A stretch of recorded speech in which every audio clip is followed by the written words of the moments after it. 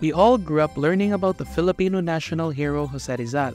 From his works and advocacy to his legacy and love life, Rizal remains to be the most famous and widely studied figure in Philippine history. But how much do we know about the man who came to be known as the first Filipino?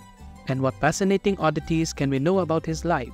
Today we will be looking at some peculiar facts about Dr. Jose Rizal in this Rizal Day special.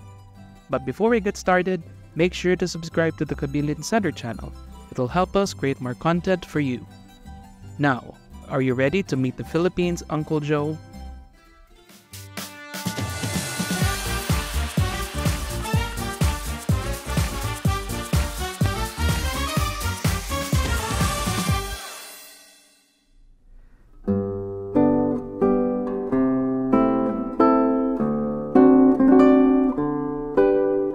We know him today as Jose Rizal.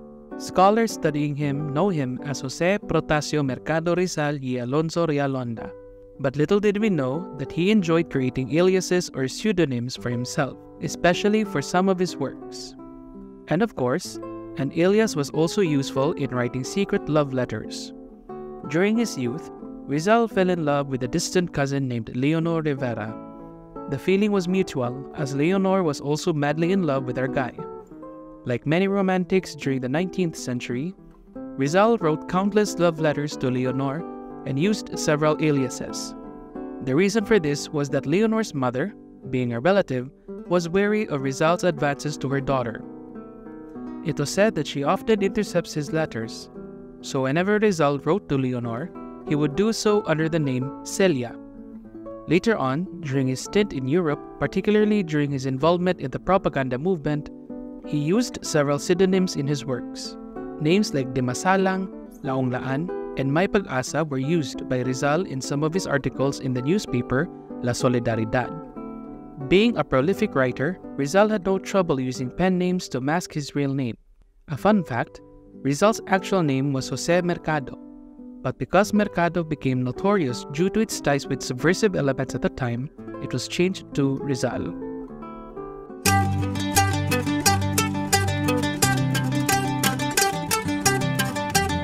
One thing you probably know was that the national hero had a soft spot for animals.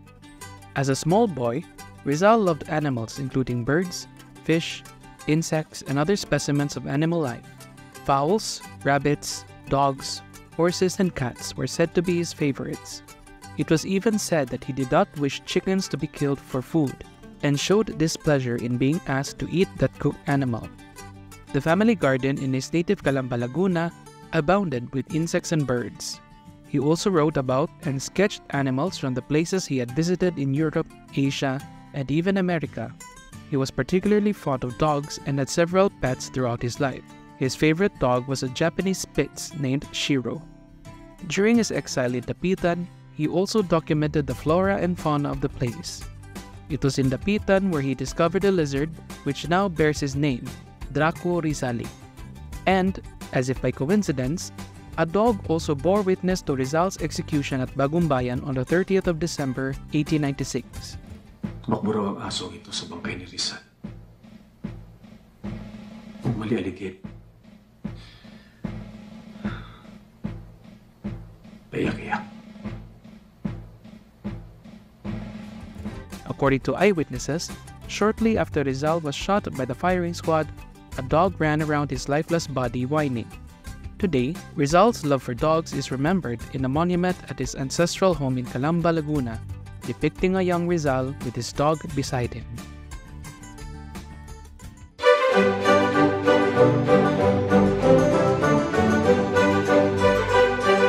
Rizal was considered a coffee enthusiast.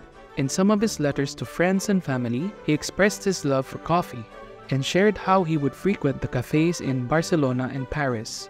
Interestingly, it was said that he regarded his favorite Robusta coffee as his writing companion when he worked on his novels Noli Me Tangere and El Filibusterismo. Rizal would also constantly drink coffee whenever he writes his poems and his numerous love letters. During his exile in Dapitan, he also cultivated a small coffee plantation where he planted around 1,400 coffee seeds by the time his exile ended in 1896. Even until the end, Rizal savored coffee. On the morning of December 30, 1896, in his cell at Fort Santiago, Rizal took breakfast and drank coffee before preparing to be let out for his execution at Bagumbayan. He sure is a coffeeholic.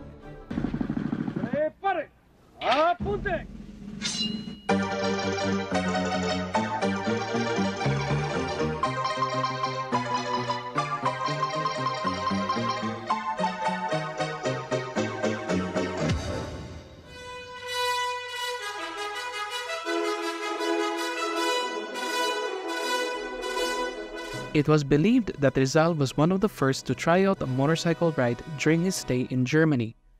An avid fan of technological innovation, he was said to have witnessed the rolling out of a Daimler motorcycle and was among the first to try it.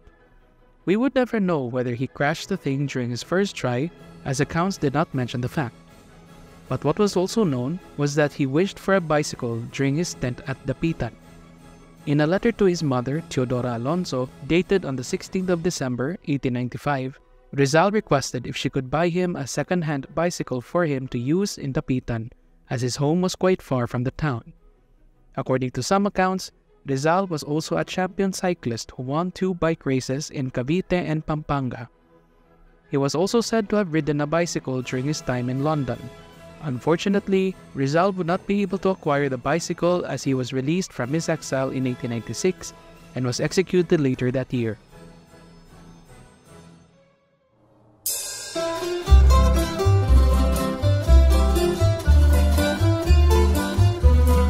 As mentioned earlier, Rizal cultivated coffee during his exile in Dapitan, but apart from coffee, he also experimented with agricultural techniques, such as in planting other crops like abaca, cocoa, and watermelon. Yes, watermelon. Learning from his travels in Europe's countryside, he experimented with agriculture to improve the lives of his fellow Dapitanons during his years of exile. Rizal also introduced the use of crop rotations and fertilizer.